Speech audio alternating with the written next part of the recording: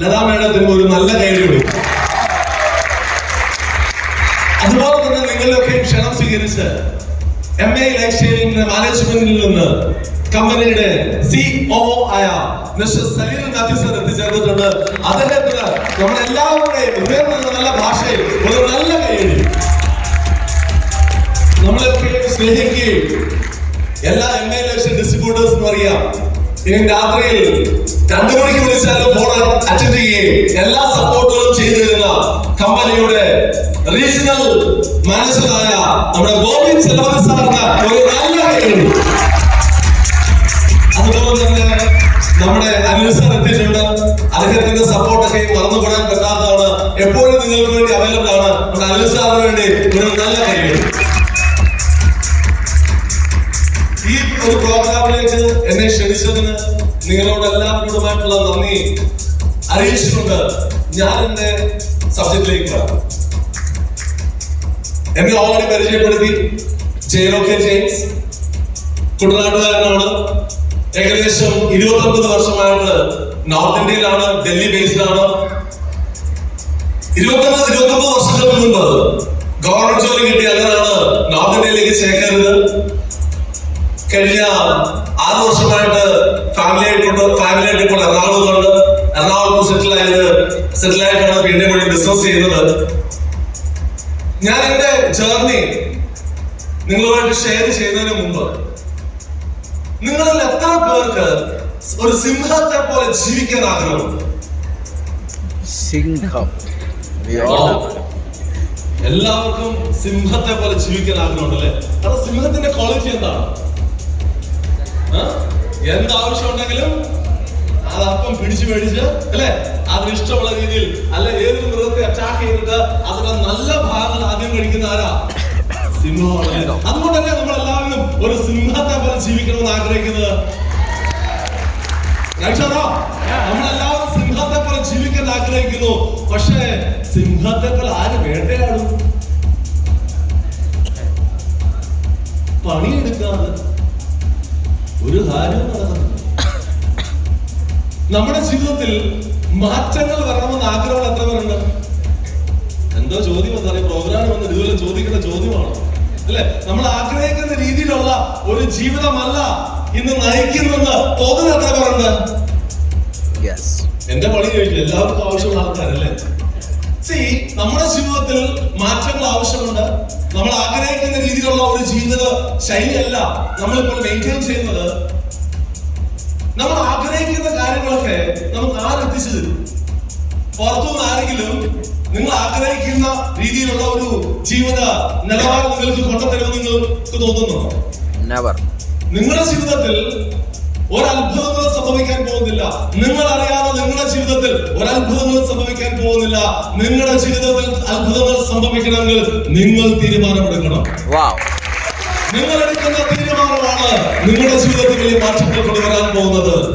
Success global ഇവരുടെ പല ലീഡേഴ്സും സ്റ്റേജിൽ വന്നു. ഇനി വരാനിരിക്കുന്നതേ ഉള്ളൂ അല്ലെ? ഇവരൊക്കെ കുറെ വർഷങ്ങൾക്ക് മുമ്പെടുത്ത ഒരു തീരുമാനമാണ്.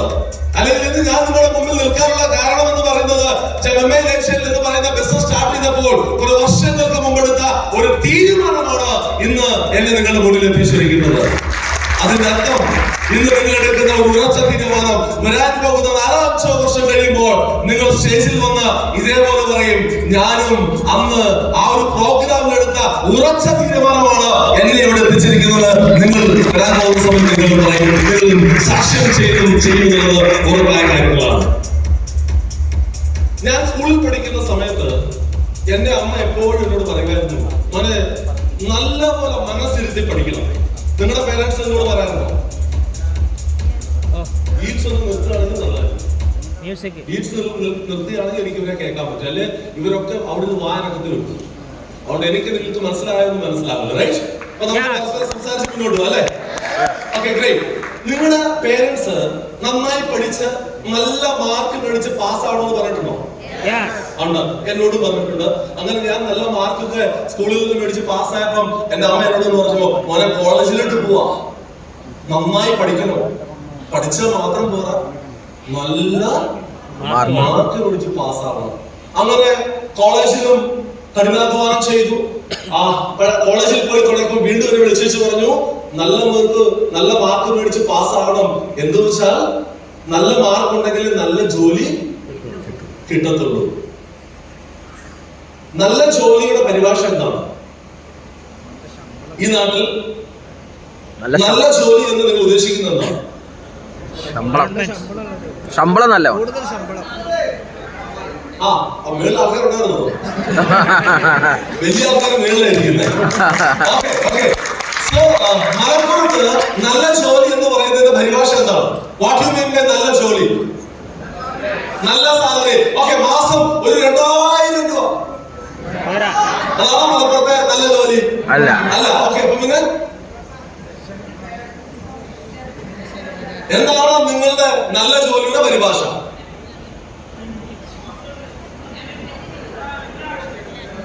$50,000, 1 lakh, ഓക്കെ, 1 ലക്ഷം, 2 ലക്ഷം, റൈറ്റ് ആണോ? നമ്മളെ സ്കൂളുകൾ ഇതൊന്നും പഠിപ്പിച്ചാൽ മതി. എന്ത് പൈസ എങ്ങനെ സമ്പാദിക്കാം, sine theta, cos theta, A+B, ഇന്നേ വരെ ജീവിതത്തിൽ പ്രധാനപ്പെട്ടിട്ടുണ്ടോ? എന്തിനാ സ്കൂളിൽ പോയേ? എന്തിനാ നമ്മൾ സ്കൂളിൽ പോയേ? എന്തിനാ പഠിച്ചത്? നല്ല ജോലിക്ക് വേണ്ടി അല്ലേ? അപ്പൊ സത്യത്തിൽ നമ്മൾ പഠിച്ചത് നല്ല പൈസ സമ്പാദിക്കാൻ വേണ്ടിയാണ് അല്ലേ? അത് മാത്രം നമ്മളെ ആരും പഠിപ്പിക്കത്തില്ല. അതൊഴിച്ച് ബാക്കി എല്ലാ കാര്യങ്ങളും നമ്മളെ ആൾക്കാർ പഠിപ്പിക്കും. ശരിയോ തെറ്റോ? Education is very important. Education വളരെ ഇമ്പോർട്ടന്റ് ആണ്. എന്തിന്? നല്ലതിനെയും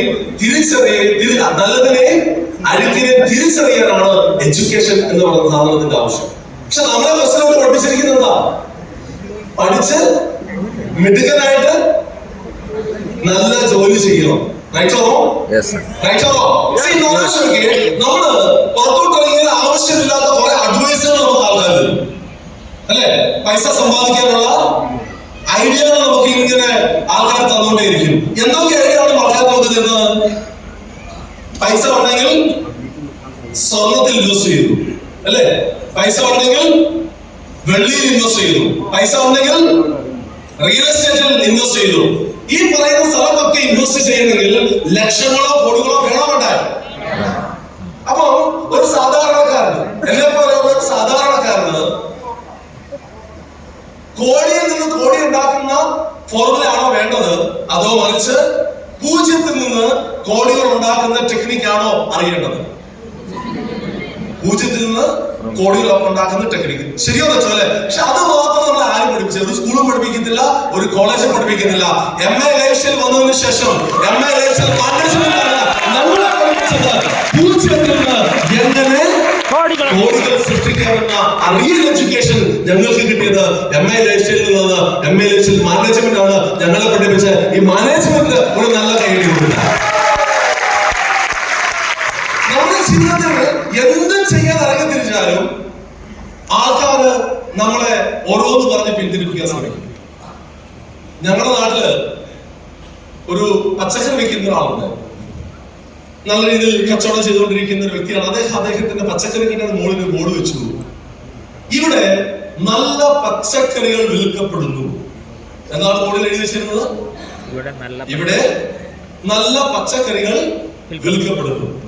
രാവിലെ ഒരു ഹസ്ബൻഡും വൈഫും ആ കടയുടെ വാർത്തകൾ കൂടി പോയപ്പോ അവര് ആ കടയുടെ ബോർഡ് വായിച്ചിട്ട് അവരോട് ചോദിച്ചു, ഇവിടെ അല്ലാതെ പിന്നെ ഇവിടെ പച്ചക്കറി വിൽക്കുന്നത്?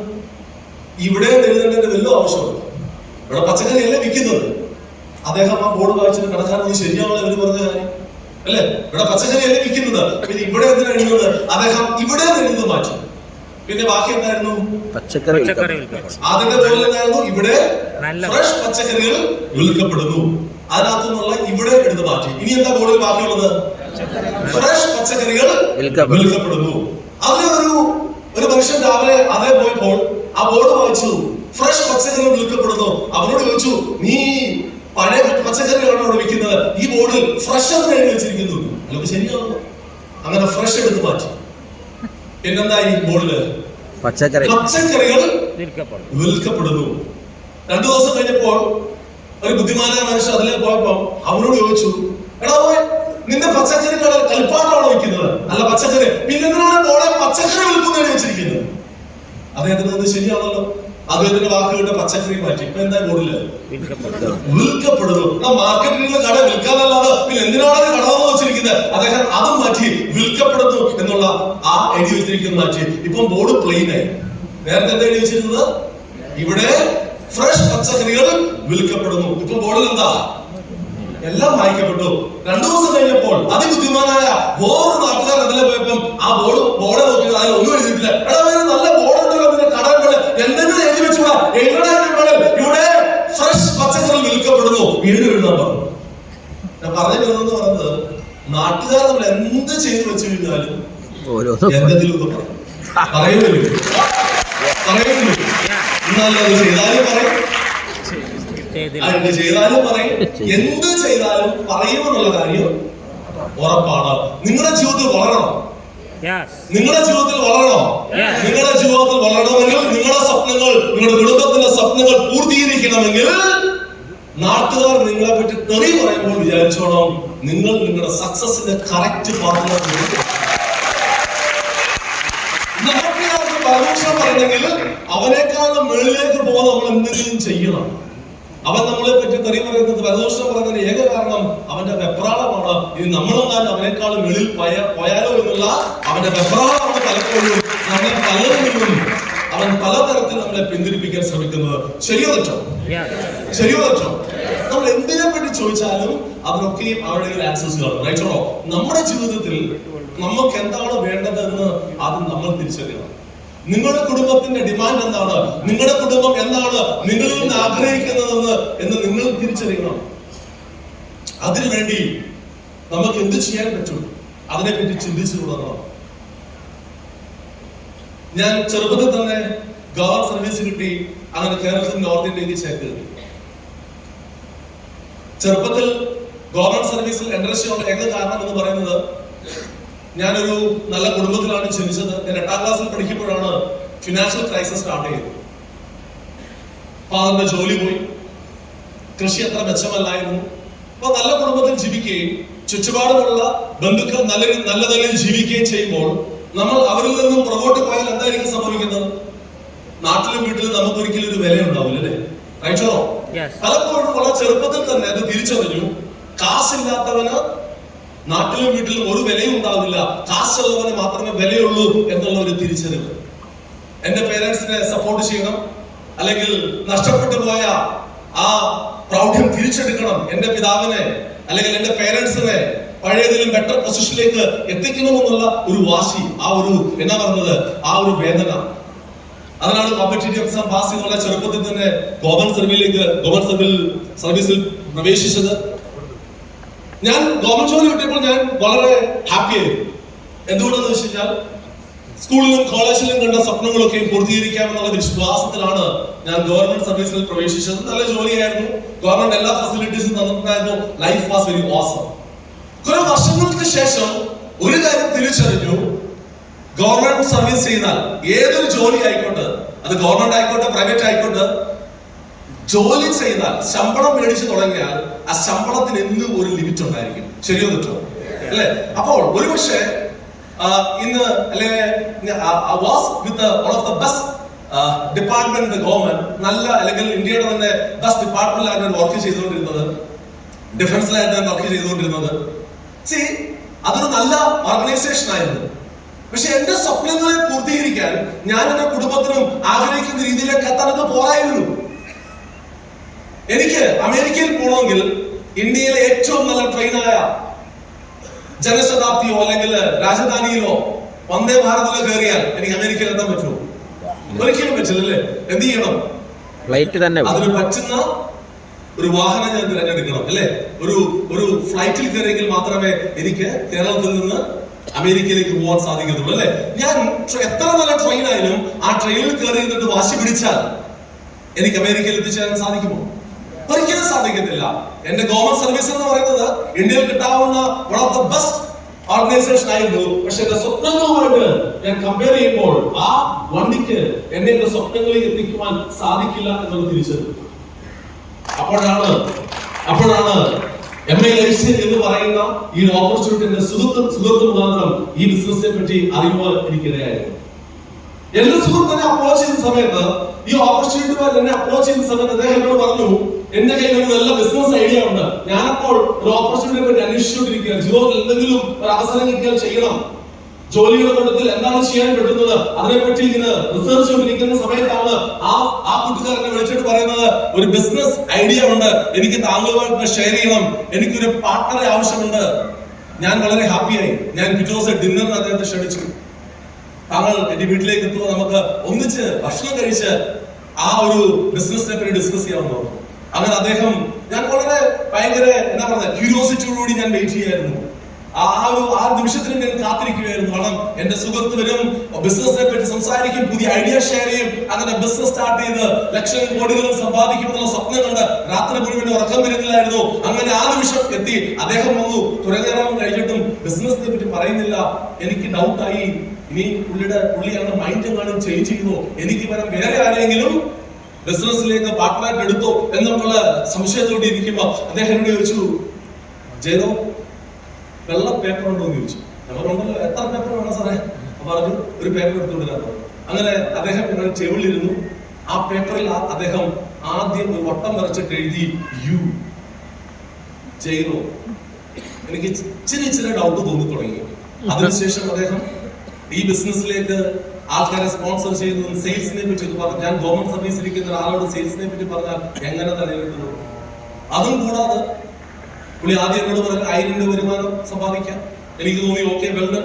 പിന്നെ പറഞ്ഞു 2000 രൂപ വരാനുള്ള സാധ്യതയുണ്ട്. ഞാൻ പറഞ്ഞു ഗുഡ്, സൂപ്പർ. പിന്നെ പറഞ്ഞു 5000 ആഴ്ചയിൽ വരാനുള്ള സാധ്യതയുണ്ട്. ഞാൻ പറഞ്ഞു അടിപൊളി. അങ്ങനെ പതുക്കെ 50,000-ലേക്ക് വന്നു. അവിടെ വരെയൊക്കെ എനിക്ക് വലിയ കുഴപ്പമില്ലായിരുന്നു. അദ്ദേഹം 50,000-ത്തിന് മേളിലോട്ട് പോയപ്പോ എനിക്ക് ടെൻഷനായി.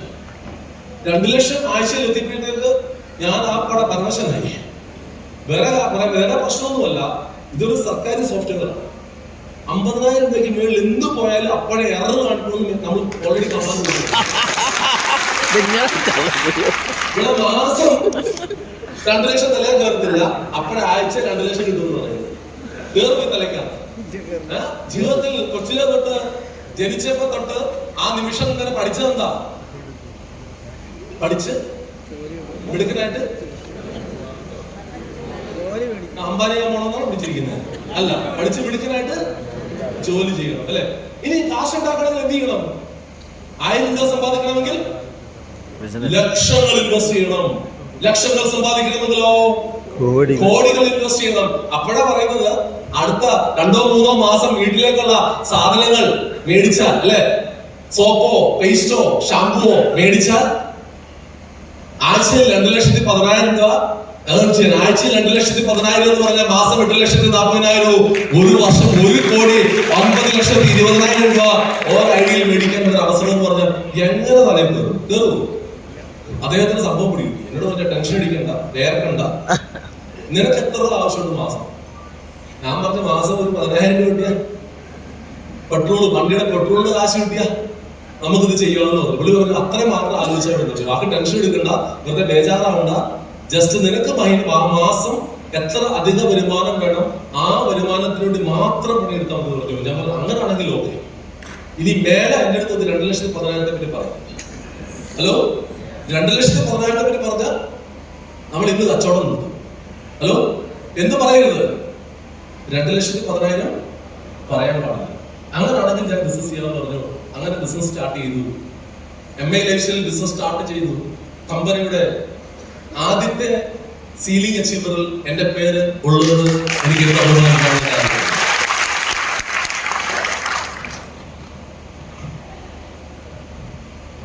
ഞാൻ പറഞ്ഞു വരുന്ന കാര്യങ്ങൾ എന്ന് പറഞ്ഞാൽ, ഞാൻ ഈ ബിസിനസ്സിലേക്ക് കടന്നു വന്നപ്പോൾ മാസം ഒരു 5,000 രൂപ 10,000 രൂപ കിട്ടിയാൽ സന്തോഷത്തോടുകൂടി ഈ ബിസിനസ് പാർട്ട് ടൈം ചെയ്യും എന്നുള്ള ഒരു വിശ്വാസത്തിലാണ് ഞാൻ ഈ ബിസിനസ്സിലേക്ക് കടന്നത്. നിങ്ങളിൽ പല ആൾക്കാർക്കും ഈ ബിസിനസ് ഇന്ന് മനസ്സിലാവുന്നില്ലായിരിക്കാം, അല്ലെങ്കിൽ ഈ പറയുന്ന കാര്യങ്ങളൊക്കെ നിങ്ങളുടെ തലയിലേക്ക് കയറുന്നില്ലായിരിക്കാം. അതൊക്കെ വിട്ടുകളല്ല. നിങ്ങൾക്കിന്ന് മാസം എത്ര രൂപ അധിക വരുമാനം ആവശ്യമുണ്ട്?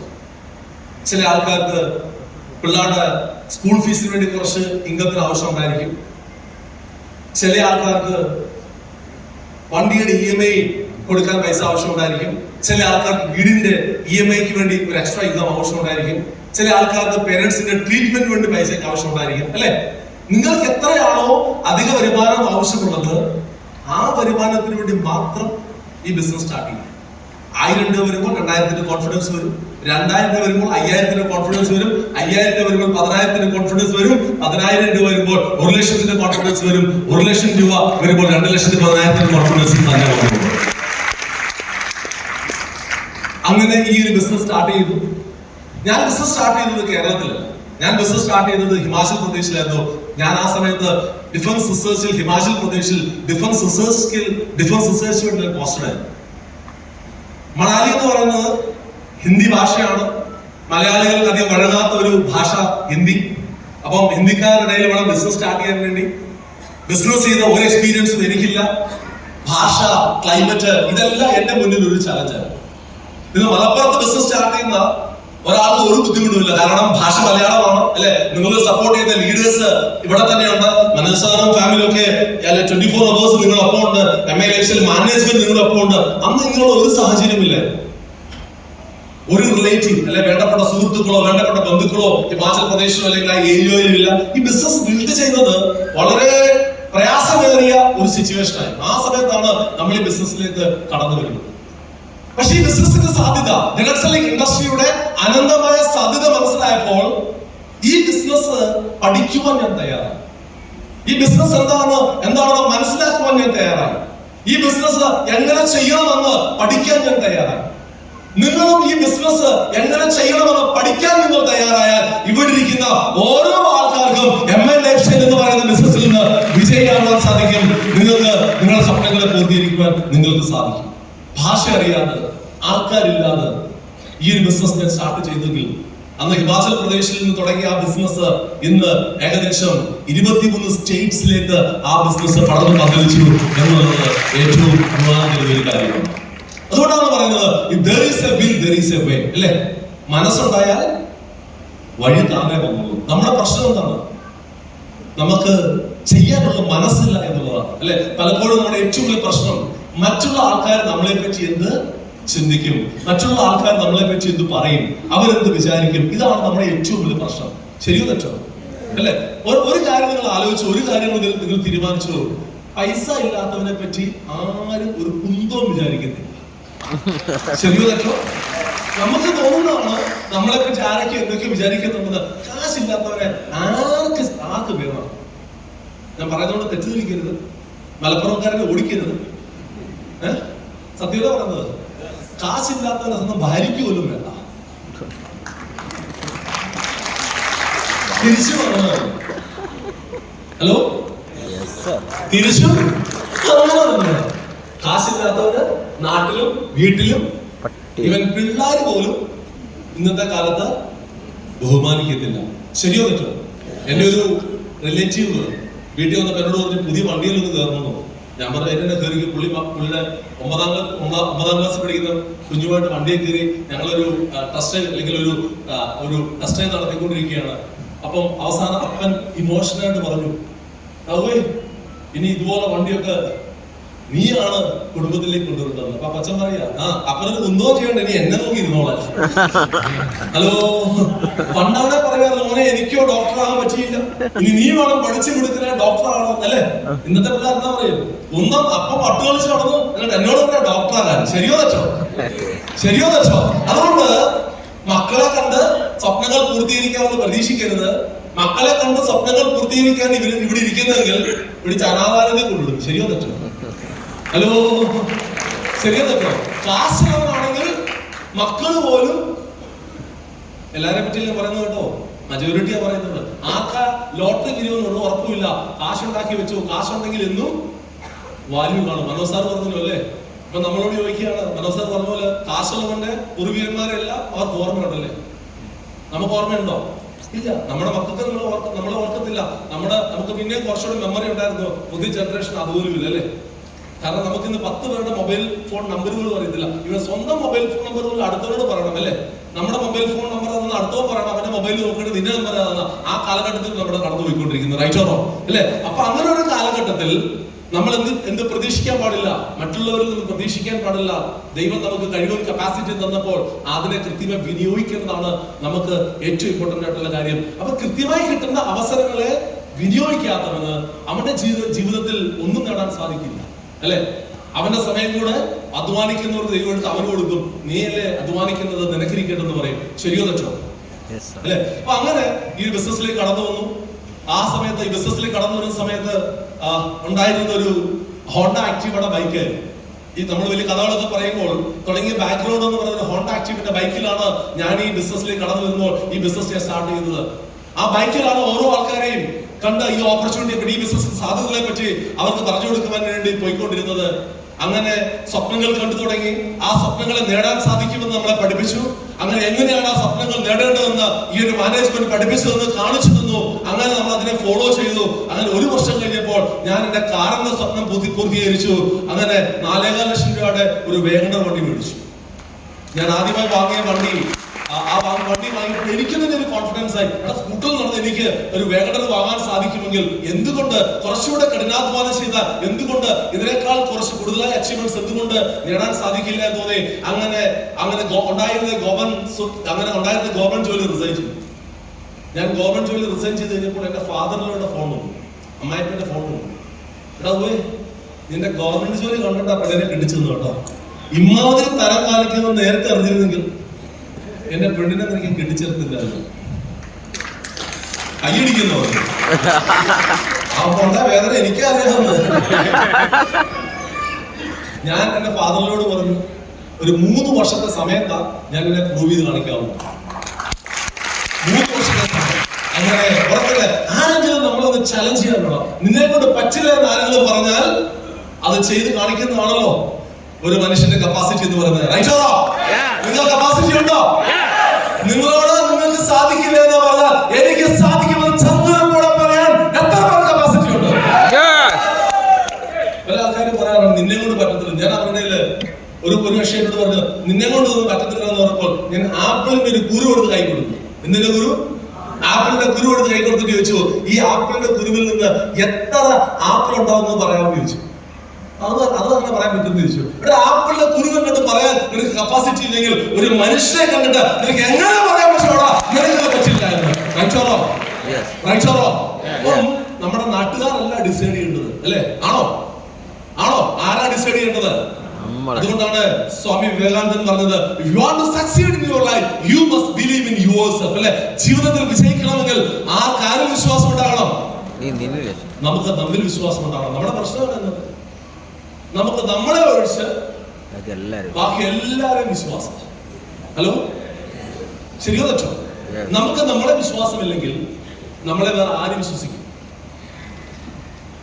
ഞാൻ മുമ്പേ ഓൾറെഡി പറഞ്ഞല്ലോ, ഞാൻ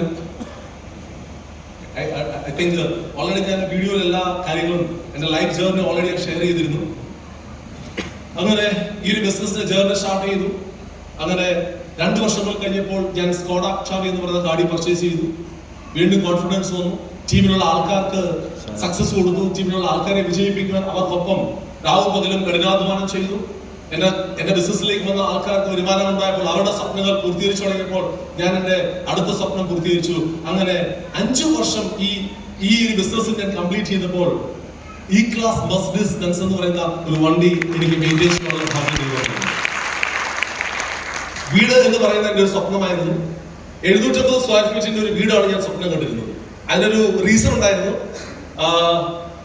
എന്റെ ഒരു കൊലീഗ്, അല്ലെങ്കിൽ ഞാൻ ഒന്നിച്ച് സർവീസ് ചെയ്യുന്ന സമയത്ത് എന്റെ ഒരു കൊലീഗ് ആക്സിഡന്റിൽ മരണപ്പെട്ടു. അതിനുശേഷം അദ്ദേഹത്തിന്റെ കുടുംബത്തുണ്ടായ ഒരു സ്ട്രഗിൾ, അദ്ദേഹത്തിന്റെ കുടുംബത്തുണ്ടായ പ്രശ്നങ്ങൾ മനസ്സിലാക്കിയപ്പോൾ ഒരു കാര്യം എനിക്ക് മനസ്സിലായി, ചെയർ ഉണ്ടെങ്കിൽ മാത്രമേ വാല്യൂ ഉള്ളൂ, ചെയർ ഇല്ലെങ്കിൽ ഒരു മനുഷ്യനും വാല്യൂ ഇല്ല എന്നുള്ള തിരിച്ചറിവ്. ഞാൻ എന്നോടൊരു ചോദ്യം ചോദിച്ചു, ഈ ഒരു പ്രശ്നം നിനക്കാണ് സംഭവിച്ചിരുന്നെങ്കിൽ നീ നിന്റെ കുടുംബത്തിന് വേണ്ടി എന്ത് ചെയ്തു വെച്ചിട്ടുണ്ട്? അന്നൊരു കാര്യം പഠിക്കേണ്ടി, ജോലിയല്ലാതെ ഞാൻ എന്റെ കുടുംബത്തിന് വേണ്ടി ഒന്നും ചെയ്തു വെച്ചിട്ടില്ല എന്നുള്ള ആ ഒരു തിരിച്ചറിവ്. കാരണം ആലോചിക്കേ, മുഴുവൻ ശമ്പളം കൊണ്ട് പോലും നമുക്കൊന്ന് ജീവിക്കാൻ പാടാണ്, അല്ലെ? ഇപ്പൊ പകുതി ശമ്പളം കുടുംബത്തിന് കിട്ടിയാൽ എങ്ങനെ ജീവിക്കാൻ സാധിക്കും, അല്ലെ? നമ്മളില്ലാന്ന് വെച്ച് വീട്ടിലെ ചെലവ് കുറയുമോ? ഇല്ല, അത് അതേപോലെ തന്നെയാണ്, അല്ലെ? അപ്പൊ മുഴുവൻ സാലറി കൊണ്ട് കംപ്ലീറ്റ് ചെയ്യാൻ പറ്റാത്ത സിറ്റുവേഷനിൽ പകുതി സാലറി കിട്ടിയാൽ കുടുംബത്തിന് എങ്ങനെ ജീവിക്കാൻ സാധിക്കും? അപ്പോൾ എന്റെ വൈഫ് മെഡിക്കൽ ബാക്ക്ഗ്രൗണ്ടിൽ നിന്നാണ്, ജോലി കിട്ടും. അപ്പൊ ഡൽഹി പോലുള്ള സിറ്റികളിലുള്ള ഏറ്റവും വലിയ പ്രശ്നം താമസത്തിനുള്ള പ്രശ്നമാണ് അല്ലെ. ഒരു വീടുണ്ടെങ്കിൽ ആ പ്രശ്നം കഴിയും. അപ്പോൾ ഞാൻ ആഗ്രഹിച്ചു ഈ ഒരു ഓപ്പർച്യൂണിറ്റി ഉണ്ട്, 750 സ്ക്വയർ ഫീറ്റിന്റെ ഒരു ഫ്ലാറ്റ് ഡൽഹിയിൽ മേടിക്കാൻ സാധിച്ചാൽ എന്റെ ഫാമിലിക്ക് ഒരു സെക്യൂരിറ്റി കിട്ടും. ആ സ്വപ്നം ഓർത്താണ് രാവും പകലും ഈ ബിസിനസ് പ്രൊമോട്ട് ചെയ്ത് അല്ലെങ്കിൽ നോർത്ത് ഇന്ത്യയിൽ ഞാൻ ഡെവലപ്പ് ചെയ്തത്. ഈ ഒരു ബിസിനസിന്റെ പൊട്ടൻഷ്യൽ എന്ന് പറയുന്നത്, ഞാൻ ആദ്യം ആ 750 സ്ക്വയർ ഫീറ്റിന്റെ ഒരു ഫ്ലാറ്റ് ഞാൻ ഡൽഹി എയർപോർട്ടിന് എടുത്ത് വാങ്ങി. ഇന്ന് ഇന്ത്യയുടെ തന്നെ ഏറ്റവും പണക്കാർ താമസിക്കുന്ന, അല്ലെങ്കിൽ ഇന്ത്യയുടെ തന്നെ ഏറ്റവും ഇന്ത്യയുടെ നമ്പർ 1 ബിൽഡറായ DLF-ൽ ഇന്ത്യയുടെ ഹൃദയഭാഗത്ത് ഒരു ബ്യൂട്ടിഫുൾ പ്രീമിയം ഫ്ലാറ്റ് ഉണ്ട് എന്നത് ഈ ഒരു ബിസിനസ് കൊണ്ട് മാത്രമാണെന്ന് ഞാൻ നിങ്ങളോട് പറയാൻ ആഗ്രഹിക്കുകയാണ്. ഇന്ത്യയുടെ പല ഭാഗത്തും ഈ ബിസിനസ് ഒരു പ്രോപ്പർട്ടി വാങ്ങുവാൻ സാധിച്ചു. കഴിഞ്ഞ 2 വർഷങ്ങൾ മുമ്പ് എന്റെ ഒരു സ്വപ്നമായിരുന്നു കേരളത്തിലേക്ക് തിരിച്ചു വരിക. കാരണം മലയാളിയാണെങ്കിൽ അവൻ ലോകത്തിന്റെ ഏത് കോണിൽ പോയാലും തിരിച്ചവൻ കേരളത്തിൽ തന്നെ എത്തും അല്ലെ. ശരിയോ തെറ്റോ? അപ്പൊ എന്റെയും സ്വപ്നമായിരുന്നു കേരളത്തിലേക്ക് വരിക എന്നുള്ളത്. കേരളത്തിന്റെ ഈ ബിസിനസിന്റെ സാധ്യതകൾ മനസ്സിലാക്കി അങ്ങനെ കേരളത്തിലേക്ക് തിരിച്ചു വരണമെന്ന് ആഗ്രഹിച്ചു. അപ്പൊ കേരളത്തിൽ തിരിച്ചു വരുമ്പോൾ കൊച്ചിയിൽ ഒരു വീടുണ്ടാകണം എന്നെന്റെ ഒരു സ്വപ്നമായിരുന്നു. ആ സ്വപ്നം ഞാൻ കഴിഞ്ഞ 2 വർഷം മുമ്പ് ആ സ്വപ്നം ഞാൻ പൂർത്തീകരിച്ചു. ഇന്ന് 7000 സ്ക്വയർ ഫീറ്റില് കൊച്ചിയിലെ പ്രീമിയം ക്ലാസ് ആൾക്കാർ താമസിക്കുന്ന ഒരു വില്ലയിലാണ് ഇന്ന് എനിക്കൊരു ബ്യൂട്ടിഫുൾ വില്ലയുള്ളത്. നമ്മളെ സപ്പോർട്ട് ചെയ്യാൻ വേണ്ടി മാനേജ്മെന്റ് എപ്പോഴും നമ്മുടെ ഒപ്പം ഉണ്ട്. ഒരു ട്രെയിനിങ് പ്രോഗ്രാമിൽ സലീൽ സാർ ഒരു ട്രെയിനിങ് പ്രോഗ്രാം ആർട്ടിഫിൽ വന്നപ്പോൾ എന്നോട് പറഞ്ഞു, ആ വീടും കാര്യങ്ങളൊക്കെ ആയി നിന്റെ സ്റ്റാറ്റസ് ഒന്നുകൂടെ അപ്ഡേറ്റ് ചെയ്യണം. എന്നോട് പറഞ്ഞു അടുത്തത് ഒരു മെർസിഡീസിന്റെ GLS ആണ് നിനക്ക് സൂട്ട് ചെയ്തത് പറഞ്ഞു. രാവിലെ സാറ് പറഞ്ഞു ഉച്ചയ്ക്ക് ആളെ വിളിച്ച് വണ്ടി ബുക്ക് ചെയ്തു. അതാണ് MA ലൈഫ്സ്റ്റൈലിലെ പൊട്ടൻഷ്യൽ എന്ന് പറയുന്നത്. ഞാൻ പറഞ്ഞു, നമ്മൾ എന്ത് ആഗ്രഹിച്ചാലും അത് നേടിത്തരാൻ നമ്മുടെ ഒപ്പം നിൽക്കുന്ന ലീഡേഴ്സും ഒപ്പം നിൽക്കുന്ന മാനേജ്മെന്റും നമുക്കുണ്ടെങ്കിൽ ഏതൊരു സാധാരണക്കാരനും അവന്റെ എത്ര വലിയ സ്വപ്നങ്ങളാണേലും അത് പൂർത്തീകരിക്കാൻ പറ്റുമെന്നുള്ളത് എന്നെ പോലെ ആയിരക്കണക്കിന് ലീഡേഴ്സിന് ഇന്ന് ഇന്ത്യ ഒട്ടാകെ അണിനിരത്തിക്കൊണ്ടാണ് MA lifestyle marketing private limited എന്ന് പ്രൂവ് ചെയ്തിരിക്കുന്നത്. നിങ്ങൾക്ക് അച്ചീവറാണോ? നിങ്ങൾക്ക് അച്ചീവറാണോ? നിങ്ങളുടെ ജീവിതത്തിൽ മാറ്റങ്ങൾ വരണമെന്ന് നിങ്ങൾക്ക് ആഗ്രഹമുണ്ടോ? എന്ത് ചെയ്യണം? ഈ ബിസിനസ് ഏറ്റെടുക്കാൻ നമ്മൾ തയ്യാറാകണം അല്ലേ. ഈ ബിസിനസ് ഏറ്റെടുത്ത് ഉത്തരവാദിത്തങ്ങൾ ഏറ്റെടുത്ത് ഒരു ബിസിനസ്സുകാരനെ പോലെ ചിന്തിക്കുകയും ഒരു ബിസിനസ്സുകാരനെ പോലെ പ്രവർത്തിക്കുകയും നമ്മൾ ചെയ്യാൻ തയ്യാറായാൽ ഇവിടെ ഇരിക്കുന്ന ഏതൊരു വ്യക്തിക്കും അവന്റെ ജീവിതത്തിൽ വലിയ നേട്ടങ്ങൾ നേടുവാൻ സാധിക്കും. ഒരൊറ്റ കാര്യം, ഞാനെന്ന ഈഗോ അത് നമുക്ക് മാറ്റേണ്ടി വരും. കാരണം പോക്കറ്റിൽ ഒന്നുകിൽ ഈഗോ അല്ലെങ്കിൽ പൈസ, ഇത് രണ്ടിൽ ഏതെങ്കിലും ഒന്നേ ഇരിക്കുന്നു. നമ്മുടെ ഏറ്റവും വലിയ പ്രശ്നം എന്ന് പറയുന്നത് നമ്മുടെ ഈഗോയാണ് അല്ലേ. റൈറ്റോ? അത് ആദ്യം ഞാനെന്ന ഭാവം, എനിക്കെല്ലാം അറിയാമെന്നുള്ള ഭാവം, അത് ആദ്യം എടുത്തു മാറ്റുക. കാരണം ഞാൻ ഗവൺമെന്റ് സർവീസ് ആയ സമയത്ത് ഏറ്റവും വലിയ പ്രശ്നം ഈഗോ. ചെറുപ്പത്തിൽ ജോലി കിട്ടിയാൽ അറിയാമല്ലോ, പിന്നെ നമ്മൾ അങ്ങനെ വേറൊരു ലെവലിലായിരിക്കും. പക്ഷെ അതുകൊണ്ട് ജീവിതത്തിൽ വലിയ നേട്ടങ്ങളൊന്നും നേടാൻ സാധിക്കില്ല. സർവൈവൽ എന്ന് പറയുന്നത് അല്ലെങ്കിൽ ജീവിച്ചു പോവുക എന്നുള്ള സിറ്റുവേഷൻ മാത്രമായിരുന്നു. ഈ ബിസിനസ് തിരഞ്ഞെടുത്തതുകൊണ്ട് MA ലൈഫ്സ്റ്റൈൽ എന്ന് പറയുന്ന ഈ ഒരു പ്രസ്ഥാനത്തെ ഹൃദയത്തോട് ചേർത്ത് പിടിച്ചതുകൊണ്ട് അധ്വാനിക്കാൻ രാവും പകലും കഠിനാധ്വാനം ചെയ്യാൻ തയ്യാറായതുകൊണ്ട് വലിയ മാറ്റങ്ങളാണ് എന്റെ ജീവിതത്തിൽ വന്നത്. ആലോചിക്കുക, സ്കൂട്ടറിൽ തുടങ്ങിയ ഒരു വ്യക്തി സ്വന്തമായി അല്ലെങ്കിൽ ഒരു വീട് വാങ്ങണമെന്ന് ആഗ്രഹിച്ച് തുടങ്ങിയ ഒരു വ്യക്തിക്ക് ചുരുങ്ങിയ വർഷങ്ങൾ കൊണ്ട് ഇവിടെ എത്തിച്ചേരുവാൻ സാധിച്ചെങ്കിൽ എന്തുകൊണ്ട് നിങ്ങൾക്ക് എത്തിച്ചേരാൻ സാധിക്കുന്നില്ല? നിങ്ങളുടെ ജീവിതത്തിൽ മാറ്റങ്ങൾ വേണോ? വിജയിക്കണോ? ഏറ്റെടുത്ത് ചെയ്യാൻ തയ്യാറാണോ? Hello, are you ready? Are you ready? Are you ready? ഈ ബിസിനസ് കാരണം 10-15 വിദേശ രാജ്യങ്ങൾ ഫാമിലിയുമായിട്ട് പോവാൻ ദൈവം സഹായിച്ചു. നിങ്ങൾക്കൊരു വലിയ അവസരമുണ്ട്. കമ്പനി ഈ കഴിഞ്ഞ 13 വർഷത്തിനിടയിൽ ഇത്രയും സ്മോൾ ടാർഗറ്റ് അല്ലെങ്കിൽ ഇത്ര ഈസി ആയിട്ടുള്ള ഒരു ഫോറിൻ ട്രിപ്പ് തന്നിട്ടില്ല. ഓൾറെഡി കമ്പനി ഒരു തായ്ലൻഡ് ട്രിപ്പ് അനൗൺസ് ചെയ്തിട്ടുണ്ട്. നിങ്ങൾ വിചാരിച്ചാൽ ഇവിടെ ഇരിക്കുന്ന ഓരോ ആൾക്കാർക്കും കമ്പനിയുടെ ആ ഒരു ഫ്രീ ട്രിപ്പിന്റെ ഭാഗമായി നിങ്ങൾക്കും തായ്ലൻഡിലേക്ക് പോകാൻ സാധിക്കും. നിങ്ങളുടെ ലീഡേഴ്സ് നിങ്ങളെ ഗൈഡ് ചെയ്യും. എങ്ങനെ ആ തായ്ലൻഡ് വിൻ ചെയ്യാമെന്ന് അവർ നിങ്ങളെ ഗൈഡ് ചെയ്യും. So I had an opportunity to have a lunch with the President of India. ഈ business വഴി President of India ശ്രീമതി പ്രതിഭ സിംഗ് പട്ടേൽ ഇന്ത്യയുടെ പ്രസിഡന്റ് ആയ സമയത്ത് അവരുമായി ലഞ്ച് ചെയ്യാനുള്ള ഭാഗ്യം ഈശ്വരൻ തന്നു. ജീവിതത്തിൽ ആഗ്രഹിച്ചതൊക്കെ ഈ ഒരു ഓപ്പർച്യൂണിറ്റി, ഈ ഒരു പ്ലാറ്റ്ഫോം വഴി നേടാൻ എനിക്ക് സാധിച്ചിട്ടുണ്ട്. അപ്പോൾ ഉറപ്പായിട്ടും നിങ്ങൾക്കും അത് സാധിക്കും, നിങ്ങൾക്കും അത് സാധിക്കേണ്ടത് പ്രാർത്ഥിച്ചുകൊണ്ട് നിർത്തുന്നു. Jai Hind, Jai Mylesh, love you all, thank you so much.